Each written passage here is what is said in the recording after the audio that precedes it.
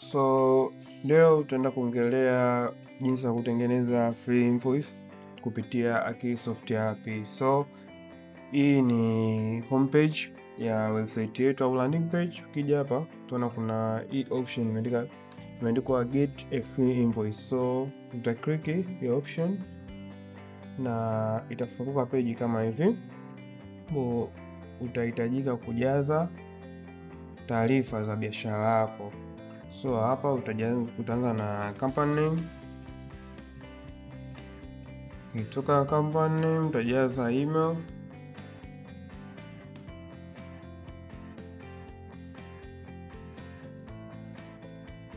Utajaza email hapo, utajaza namba ya simu.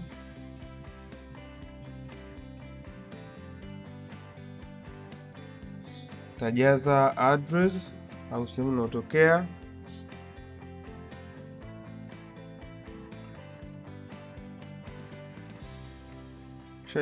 Utajaza city,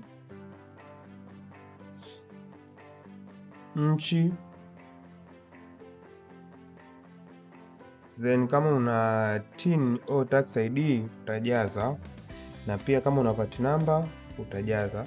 Ukishatoka hapo utakuja kuupload company logo. So utakuja utaweka ndio utasearch logo yako.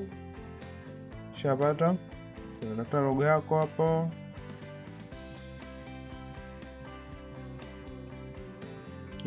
Utaupload logo yako. Hatua inayofuata ni kuweka taarifa au details za mtu au mteja wako ambaye una bill hiyo invoice. So utaanza na jina, utafuata email,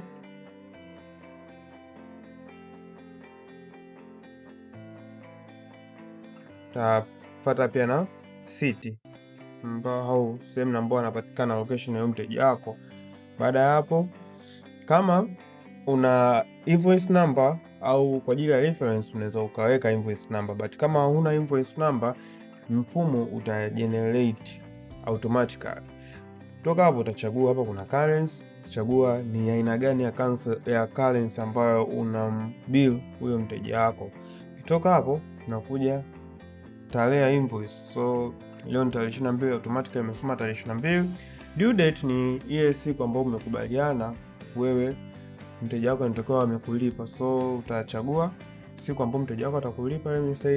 Mimi nitaweka tarehe 30.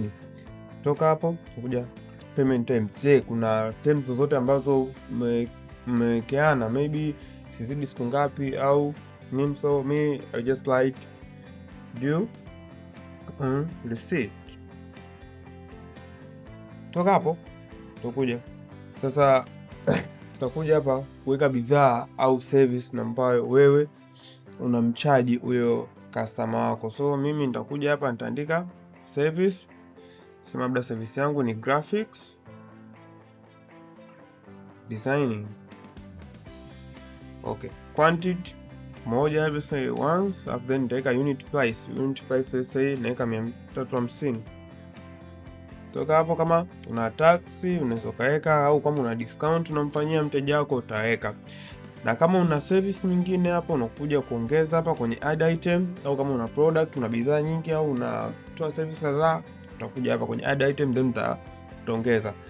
So tukishuka hapa chini kuna kitu kingine ambacho unataka uongeze, labda kama details au taarifa za ziada kama note au information nyingine ambayo unataka kuongeza, utakuja hapa kwenye anything else mention utaongeza, ila ni option so lazima. Na pia kama kuna details za benki au account au namba ya simu ambayo unatakiwa kutumie pesa pia utaweka hiyo, ila ni option. So ukishamaliza utakuja hapa kwenye see how it looks ili uone invoice yako baada ya kutengeneza itaonekanaje.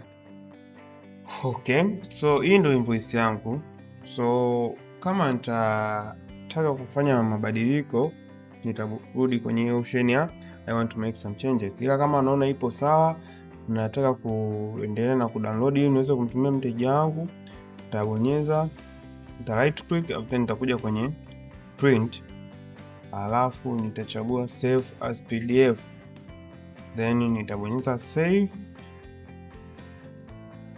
na itakuja window hapa ambayo inataka ni andike jina ambalo nitasave na ndio invoice yangu, so nitaandika invoice maybe